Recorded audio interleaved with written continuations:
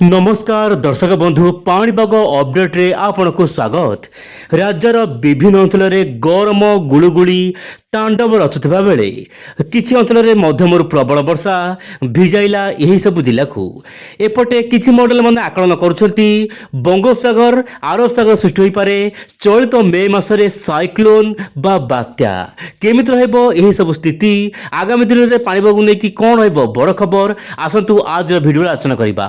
दर्शक बंधु आपण केउ जिल्लार आज वीडियो देखुछंती आपण निश्चय परे कमेंट बॉक्स रे आपण जिल्लार नाम लिखंतु आ लिखंतु जय जगन्नाथ। आपण देखंतु वर्तमान समय पाणीपागर असल चित्र बड़ अपडेट। वर्तमान समय दर्शक बंधु 85% देशर विभिन्न भाग में पाग शुक्ल रही बेले प्रबल मात्रा रे गरम गुड़गुड़ी लोक मान अस्तव्यस्त करदे। उत्तर पूर्व राज्य को छाड़देले किंतु ओडिशा रे सामान्य वर्षा देखा मिलुछि। सर्वाधिक वर्षा गत 24 घंटा मध्य दक्षिण ओडिशार रायगड़ा जिलार चंद्रपुर रे सर्वाधिक 73 मिलीमीटर वर्षा देखा मिलूँ। गत राति घड़घड़ सहित वर्षा देखा मिलूँ। रायगढ़ जिलार विभिन्न अंचल में मध्यम प्रबल वर्षा सहित वज्रपात देखा मिलूँ। यह सहित मयूरभंज अनेक स्थान में प्रबल वर्षा देखा मिलूँ।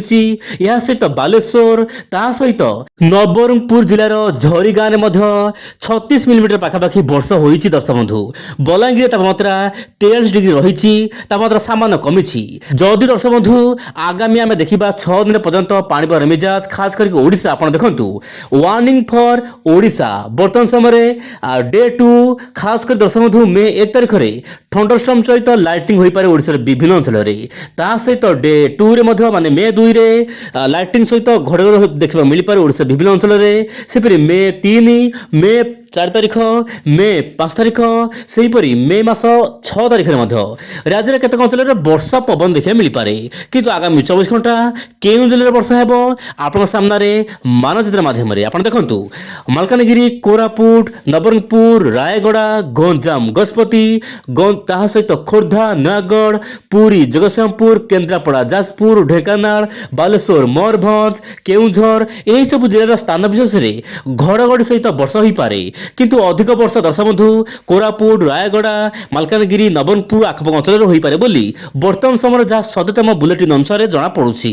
एबे देखिबा आगामी दिन मानकरे बा आगामी 5 दिन केमिति रहबो सारा भारत रे तापमात्रा को लेकिन चित्र आपण देखंतु। दर्शक बंधु जो देखुवा मिलुछि बैगनी कलर दृश्य यही सब जेमिति कि आसाम ही गला त्रिपुरा ता सहित मेघालय सिक्किम ता सहित जम्मू काश्मीर किलकिसी बिलकिस्तान यही सब स्थान मानकरे तापमात्रा कम रहबो गरम गुळुगुळु मध्ये कम रहबो। साधारणतः तो गरम गुळुगुळु हुए नाही एही सब राज्य मानकरे किंतु ओडिशार पश्चिम भाग तापमात्रा प्राय 45 पाखापाखि रहबो 44-45 रहबो दिन तापमात्रा जहाँ कि आगामी 5 दिन मध्य तापमात्रा 40 रु 44 रहिबो।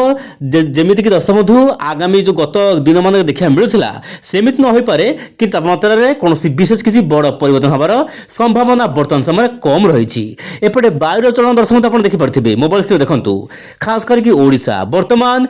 जो रोचे दक्षिण पश्चिम दिगु वायु आसुची दक्षिण दिगु जमिति कि महाराष्ट्र ता सहित जो रोचे विदर्भा तेलंगाना दे ओडिशा मध्य वायु आसुची ता सहित आपण देखंतु राजस्थान आडु मध्य किछिटा शुष्क वायु आसुची गोटे उत्तर प्रदेश रु नेकी ओडिशा पर्यंत गोटे ट्रैप रेखा मध्य रहिची सबु किछि पाणीपागर प्रणाली को देखिले ओडिशा रे हल्का वर्षा देखा मिल पारे खास करके जो मु जमिति कहली गंजाम रु रायगड़ा रायगड़ा रु नवरंगपुर बालेश्वर मध्य वर्षा रही पारे किंतु नुआपड़ा ताहा सहित बलांगीर एपटे जो रोचे आपनकर कलाहांडी कंधमाल यही सब जिला मानकर मध्य हल्का वर्षा आगामी 2 दिन मध्य देखा मिल पारे किंतु दर्शक बंधु आपन जिले में वर्षा हेउछ कि नहीं आपन समय कमेंट करंतु कमेंट कले मु जानि परिबी केउ जिले में वर्षा होउछि। वर्तमान समय बायर चलन आपन जना पड़ुछि दर्शक बंधु आपन देखि पड़थिबे बांग्लादेश को लागि थिबा पश्चिम बंग रे अति भयंकर झड़ वर्षा होई पारे काहे कि दर्शक बंधु सामुद्रिक जो वायु रहुछि पहाड़ी अंचल बाजुछि सेठाकार ही अधिक वर्षा रही पारे ओडिशा रे हल्का वर्षा रही पारे आगामी 3-4 दिन पाग एमिति रहिबो। एपटे साइक्लोन बा बात्या को लेकी मॉडल माने लगातार गोटे प्रकार कंपटीशन आरंभ कलेनी खास करके ग्लोबल सिस्टम जो रहउछि जीएफएस अमेरिकार जो जीएफएस मॉडल रहउछि या मते पूर्वानुमान करूछि 2 सागर रे बात्या आशंका खास करके प्रथमे दर्शक बंधु आरो सागर गोटे सिस्टम रहिबो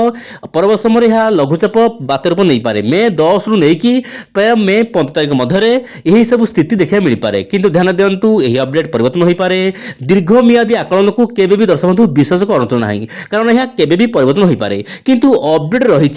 कि आगामी दिन में दुई सागर सक्रिय हो पारे किंतु न हो भी पारे कहीं जेहेतु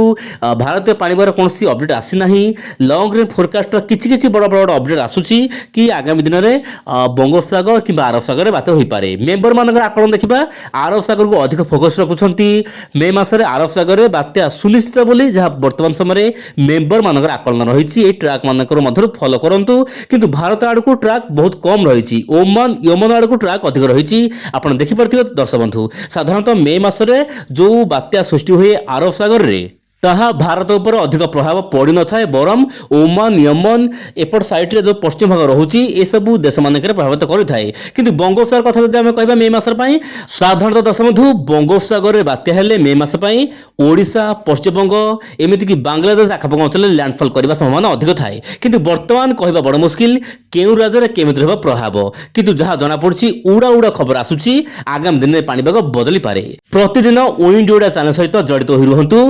भली सबु खबर टेक्निक खबर पाणीपाग रिलेटेड रे देखंतु केवल विंड ओडिया चैनल माध्यम आज एति नमस्कार जय जगन्नाथ दर्शक बंधु।